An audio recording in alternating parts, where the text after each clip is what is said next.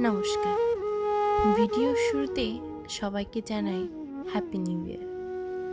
আজকে আমার এই সম্পূর্ণ ভিডিওটা আমি মেনশন করছি ক্লাস 5 থেকে 10 পর্যন্ত পড়ে আসা ইংরেজি স্যার সার্থদাদাকে।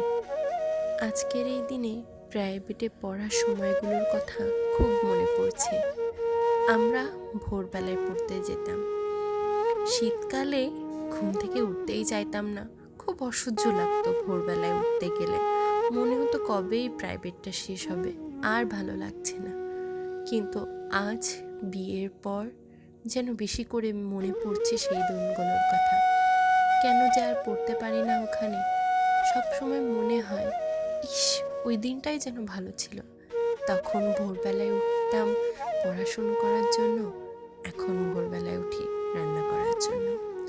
আজকে আমার এই ভিডিওটা বানানোর একটাই কারণ, আমরা যখন নতুন বছরে পা রাখতাম, মানে এই হ্যাপি নিউ ইয়ার, এই নিউ ইয়ার দিনগুলোতে আমরা পড়তে গেলে কোনো না কোনো ইমেইল বা লেটার লিখলে বছরের প্রথম যে, সেটা 2025 হোক, 24 হোক বা যেটাই হোক না কেন, সেই সালটা আগে লিখতাম।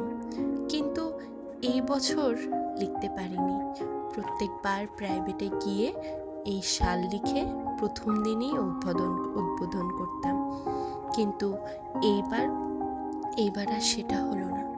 তাই মনে পড়ছে যে ওই দিনটা কাটাতে যদি বাড়িতে বসে একটা লেটার লিখি আর সেখানে যদি সেই সালটা মেনশন করে দিই, ওই দিনগুলো সত্যিই ভোলা যাবে না।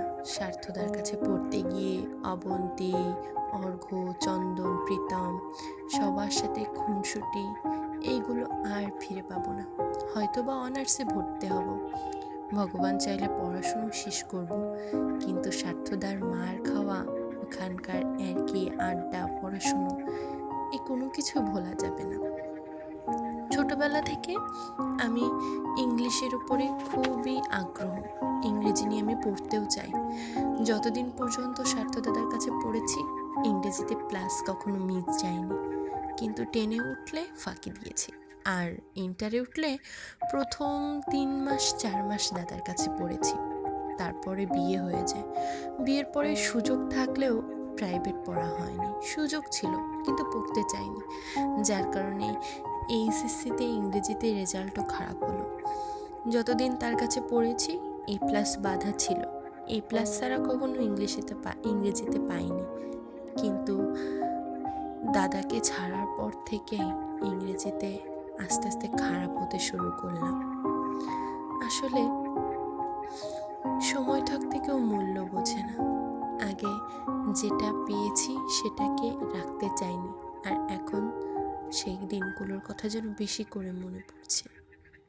আই মিস ইউ সার্থদাদা, চন্দন, অর্ঘ্য, অবন্তী, প্রীতম, সবাইকে খুব মনে পড়ছে। সবাইকে বলছি হ্যাপি নিউ ইয়ার।